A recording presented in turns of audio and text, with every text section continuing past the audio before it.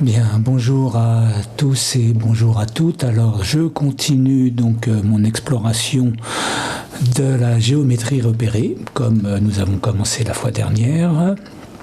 Alors, déjà un petit retour, on va dire, sur les épisodes précédents. Je vous ai dit la fois dernière qu'il y avait un lien évident, pour peu qu'on le sache, entre une équation cartésienne de droite et des coordonnées de deux vecteurs spéciaux qu'on appelle le premier le vecteur directeur et le second le vecteur normal. Alors, je rappelle ces deux liens. Vecteur, et après on va regarder un exemple. Vecteur directeur, on va l'appeler U, ce qui est assez courant. Alors comment se fait-il que directeur devienne U? C'est parce que la lettre D est déjà utilisée. Et ce vecteur directeur a pour coordonnées, donc vecteur directeur de la droite dont on a une équation cartésienne. Alors où sont les tableaux, matrices, tableaux? Voici. Donc le vecteur directeur de la droite d'équation cartésienne ax plus by plus c égale 0 a pour coordonnées moins ba. Alors c'est pas au bon endroit. Voilà, attention, ça va s'afficher.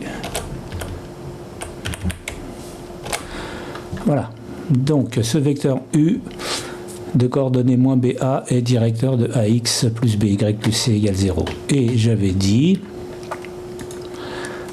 que le vecteur le vecteur V, cette fois, de coordonnées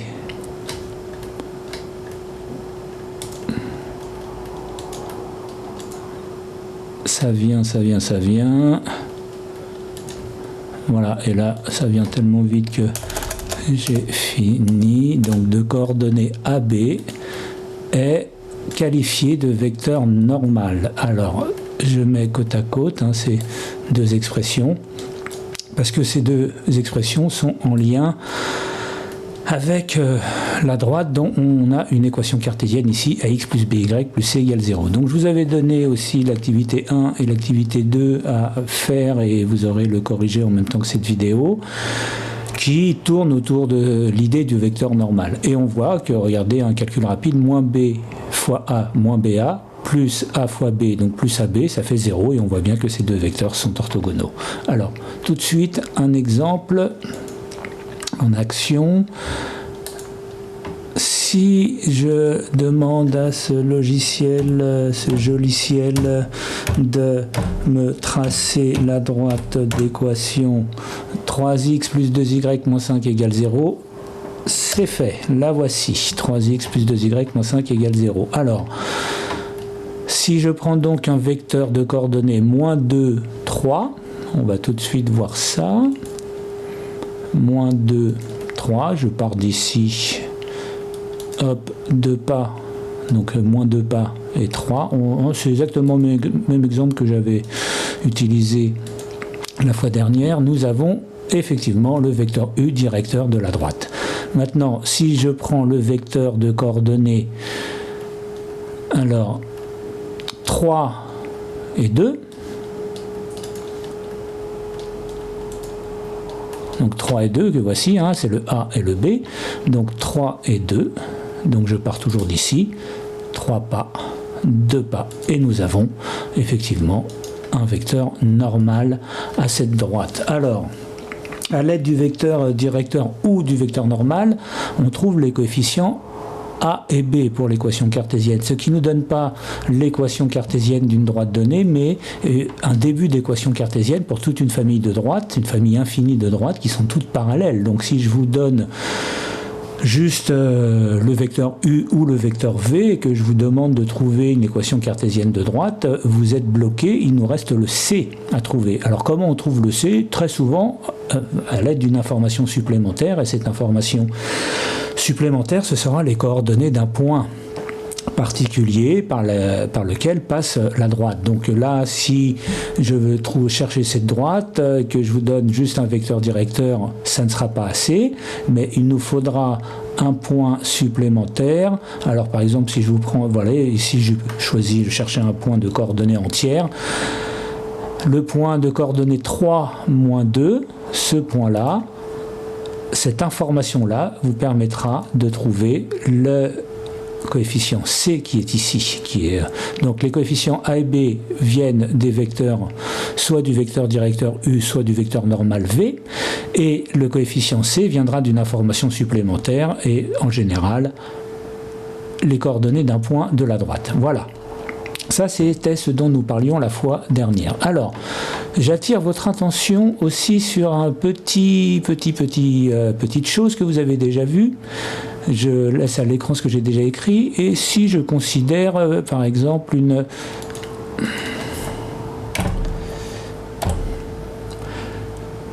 autre équation de droite, donc avec d'autres coefficients, comme ceci, et vous voyez normalement quelque chose, ça devrait vous rappeler quelque chose, j'espère, parce que ça devrait vous rappeler, si je les mets côte à côte, il manque plus qu'une petite accolade là devant, et on a quoi? Ben, on a un système d'équations à deux inconnus, donc deux équations à deux inconnus, et le résoudre, c'est trouver un couple de points x, y qui satisfont simultanément ces deux équations. Dit comme ça fait un petit peu sec et un petit peu algébrique. C'est précisément ce que j'avais précisé au début dans la vidéo précédente, que c'est le projet de Descartes qui est de transformer tout problème géométrique en un problème algébrique. Or, quel est le problème géométrique ici qui est masqué par une manipulation formelle et algébrique? C'est le fait de trouver l'intersection de deux droites. Alors, par exemple, si je trace, alors il faudrait tiens, petit exercice. La droite dirigée par le vecteur, ici, vecteur V, et passant par ce point-là, autrement dit, qui est perpendiculaire à ce point-là, trouver une équation cartésienne. C'est un petit exercice que je vous laisse. Une fois que vous avez à l'envers, je le fais à l'envers, le truc, si je dessine, alors je veux complètement au hasard, plus 2y moins 8 égale 0, voilà, nous avons une deuxième équation de droite qui nous donne une deuxième droite, et résoudre le système d'équations 3x plus 2y moins 5 égale 0 et moins 3x plus 2y moins 8 égale 0, c'est trouver les coordonnées du point d'intersection. Donc c'est ce que je disais la fois dernière, le projet de René Descartes qui est de traduire un problème géométrique en un problème algébrique. Alors par problème géométrique, il y a les questions d'intersection, il y a les questions d'incidence, c'est-à-dire appartenance d'un objet à un autre. Il y a les questions de parallélisme, il y a les questions d'orthogonalité. Tout ceci, on a vu avec le produit scalaire, comment déjà on a bien avancé dans le chapitre dernier, se traduit à l'aide de problèmes algébriques. Bien. Alors, ça, je mets de côté. Arrivé à ce moment-là, vous devez pouvoir commencer, je vous les donnerai, je vous l'écrirai dans le cahier texte, les exercices qui sont... qui accompagnent le cours, mais je reviendrai là-dessus. Alors, donc, voici. Je continue avec une nouvelle page, et je vais vous parler du cercle. Alors, le cercle, définition, équation de cercle. Donc, un cercle, c'est quoi? C'est un point, voici, on va l'appeler précisément A, et c'est un rayon. Donc, voici, ici, mon rayon est de 1, 2, 3. Donc, si on se sert de cette définition, on peut écrire que le cercle coordonnées de centre A de coordonnées x indice A, y indice A, c'est l'ensemble des points M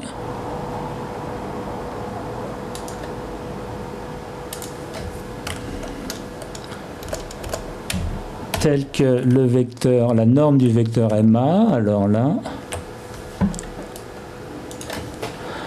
la norme du vecteur MA, alors où c'est, voilà ma norme. Et donc il m'en faut deux d'ailleurs.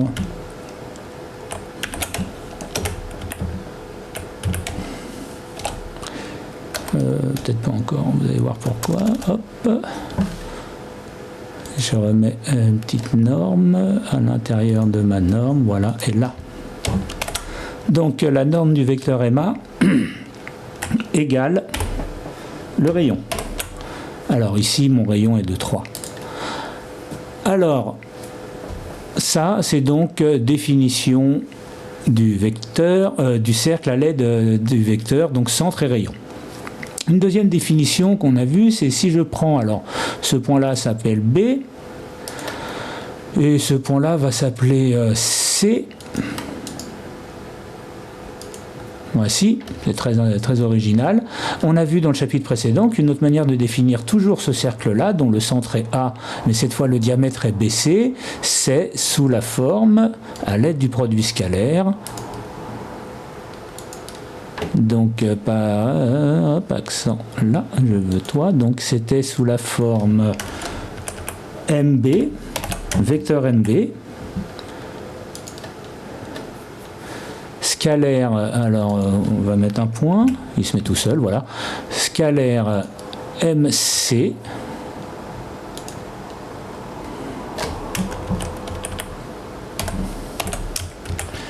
égale 0. Voilà, ça c'est donc les deux moyens que l'on va utiliser pour définir l'équation, une équation de ce cercle, toujours dans l'optique de Descartes, qui est de transformer des problèmes géométriques en des problèmes algébriques. Alors, la première, je laisse en exercice, et vous aurez le corrigé la fois prochaine, de vérifier les formules que je vous donne. Donc la première, c'est dans le Césamat, hein, la première nous donne que, alors, l'astuce, c'est qu'on va tout élever au carré pour éviter de se trimballer une racine. Voilà, j'espère que c'est... hop. Donc, on a x... Alors, x, c'est l'abscisse du point M. X... indice A, c'est l'abscisse du point A, donc x moins xa au carré, plus, même chose, alors vous voyez, une fois qu'on a écrit ça, on ne va pas trop se fatiguer, on va le copier et le modifier, donc y, c'est cette fois l'ordonnée, la même chose, il y a quelque chose de très homogène dans cette formule, y moins ya au carré, et c'est égal à r, c'est-à-dire le rayon au carré. Alors pourquoi au carré? Je vous l'ai dit, parce qu'on a élevé au carré pour éviter la racine qui accompagne normalement la définition de la norme. Donc, voici cette définition, me donne cette formule. C où A est le centre du cercle et R est le rayon. Donc x moins xa au carré plus y moins ya au carré égale R au carré. Donc ici on retrouve l'abscisse du centre, l'ordonnée du centre, le rayon du cercle. Là, nous n'avons pas les coordonnées du centre, mais nous avons les coordonnées de deux points, nous n'avons pas le rayon, mais vous voyez qu'on est comme pour les équations de droite, hein, il nous faut deux informations qui se traduisent et qui se transforment de manière différente. Ici, la connaissance que nous avons, c'est les deux points du diamètre. Donc c'est le cercle en passant par ayant pour diamètre le segment BC, dont on a vu dans le chapitre précédent qu'il était le lieu des points M satisfaisant la relation MB scalaire MC égale 0. Voilà, ça c'est encore une fois le cours précédent. Alors, cette formule-là que je vous laisse, dont je vous laisse le soin de vérifier, et je donnerai le développement corrigé un peu plus tard, alors qui est assez sport, je vous le dis, c'est-à-dire qu'il y a du développement, de la mise sous forme canonique, de la simplification, bref, c'est un bel exercice d'algèbre. Alors, c'est égal à... Donc, la première partie, x indice A, autrement dit abscisse du point A, pardon, alors ici c'est B, donc il faut que je fasse attention, voilà, B, plus x indice C, abscisse du point C, divisé par 2, on retrouve en fait le milieu du segment BC, c'est pas dit mais c'est lui, c'est-à-dire la coordonnée du point A en ce qui nous concerne, et c'est évidemment élevé au carré. Voilà. Alors, pareil, par fainéantise, et parce que les mathématiques, un bon fainéant, et la fainéantise est une bonne qualité en mathématiques, je recopie, et que quand on a CTRL-C, CTRL-V, on va être encore plus fainéant. Donc j'ai la même cette fois avec Y, donc on voit qu'il y a une homogénéité sans majuscule. Voilà, il y a une homogénéité XB plus XC sur 2, YB plus YC sur 2, on le voit ici, qui apparaît, et c'est égal, alors c'est pas égal au rayon au carré, ça va être une formule beaucoup plus sport, que je vous donne là tout de suite. Je vais... Alors, elle est un petit peu plus, puis après ça, on aura terminé. Voilà, donc toujours déjà des parenthèses, et j'ai dedans une fraction. Hop.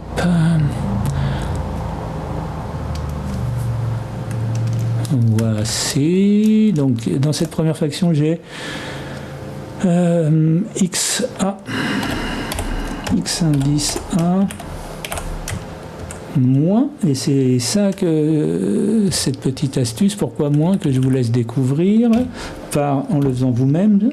Si vous essayez, si vous n'y arrivez pas, c'est pas très grave, hein, de toute manière vous aurez la correction, mais au moins vous comprendrez d'où vient ce moins. Voilà, donc x indice A moins x indice B sur 2, et que je mets au carré.